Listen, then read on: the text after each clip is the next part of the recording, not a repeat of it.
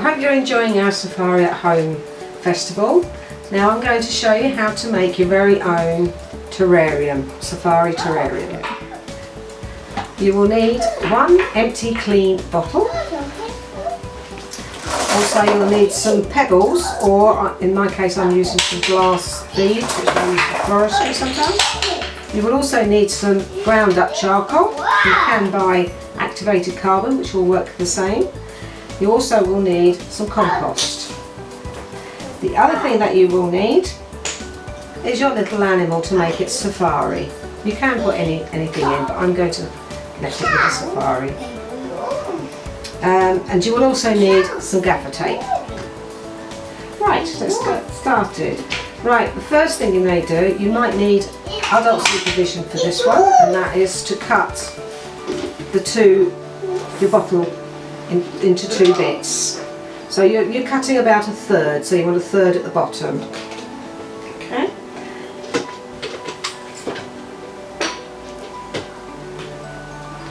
Right, we've got our third. First of all, we'll put in some glass bits. Now these will act as drainage.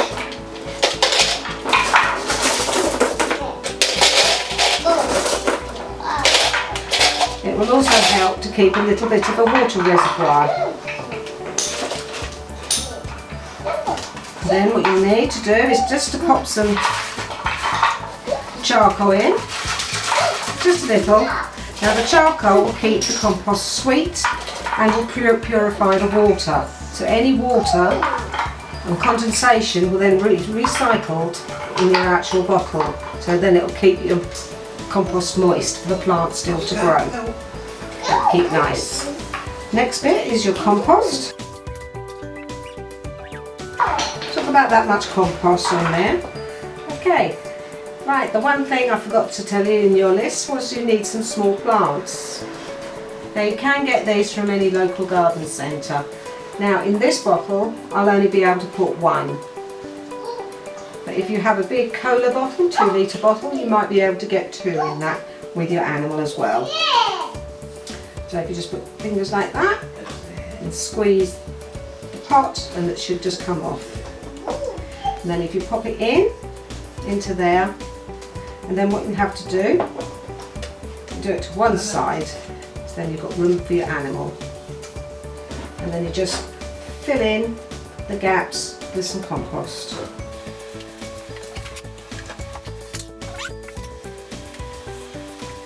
And just make sure you push down all the sides to make sure that there's plenty of compost in there. Okay, so that's your plant in there. Now all we just need to do is put our little animal in. I'm going to put my zebra in there.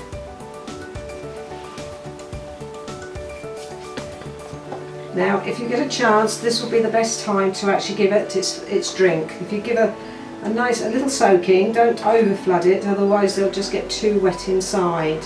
But just enough to make the compost nice and moist. Now what we've got to do is try and get the plant into the other part of the bottle.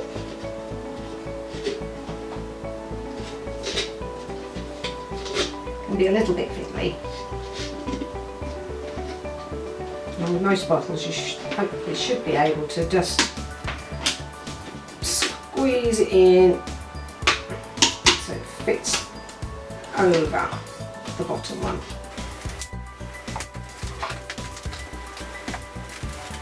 Just make sure it looks as though it's nice and straight. There we go. And then we'll just need a bit of gaffer tape, or if you've got any other waterproof tape. And then you just need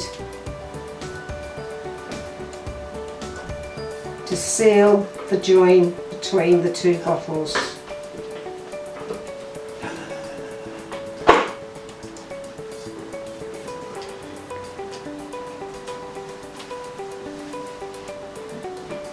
There we go.